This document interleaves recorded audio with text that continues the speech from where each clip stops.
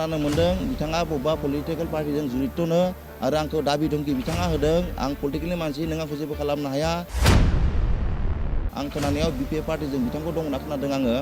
दा बिनिखायनो बिथांखौ बै बिपिएफ पार्टि सिगांनि दैदेनगिरि बिथांमोन बुद्धिजिबि बिथांमोन आं बिथांमोनखौ खर' गंग्लायै आर'ज गाबो जे बेबायदि फोथाय खेबस' मानसिखौ जाहाथे पार्टियाव लाखिया। प्रदीप बसुमतारी आं दिनै रौतायाव मोनसे हार्डवेर दखान होनानै जायो। मोनसे आंहा घटना जादों बेनो जाहैबाय आङो रौतानिनो मावसुंग्रा बसुमतारी बिफा एक्स एमएलए हरेन्द्र बसुमतारीनि फिसाला बिथाङा मोनसे हा बायलाय फानलाय आंजों बन्द'बस्त जादोंमोन। जाय हानि बेसेना जाहैबाय 22,50,000 आरो बे हानि गुवारा जादों 1 कथा 10 लेसा। बिथाङा गासै रांखौ लाजोबनायनि उनाव जेब्ला आंनो हाखौ गथायनानै होनो गोनां जायो बे समाव बिथाङा आंखौ उल्थायै हाखौ जर-जबस्ति नाम खालामना लानो नागिरदों। आंखौ दाबि धमखि होनानै दलिल लिरनानै लादों। बेबायदि होननानै बिथाङा आंखौ उल्थायै कर्टआव केस होदों। दा बिनिखायनो आं दिनै उपाय गैयैनि आंनि रौता थानायाव आं दिनै एफआइआर होफैदों।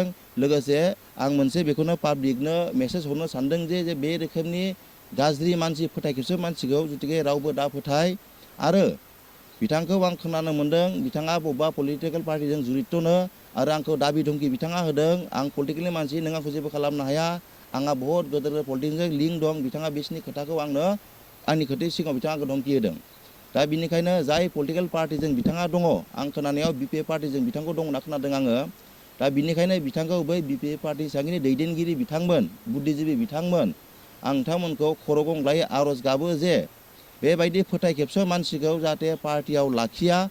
मानोना बेबायदि मानसिखौ पार्टियाव लाखियोब्ला गाबोन बिपिएफ दोलोनि माखासे सापर्टारफोर जाय बिपिएफ दोलोखौ अनोमोन मोजां मोनग्रामोन कि बिसोरो लासै लासै साइड जालांनो हागौ। बेनिखायनो आंनिफ्राय मोनसे खावलायनाय बिपिएफ दोलो बिथांमोननिसिम जे बेखौ पार्टिनिफ्रायबो बेखौ बोखारनांगौ बेबायदि फोथाय खेबस' मानसिखौ।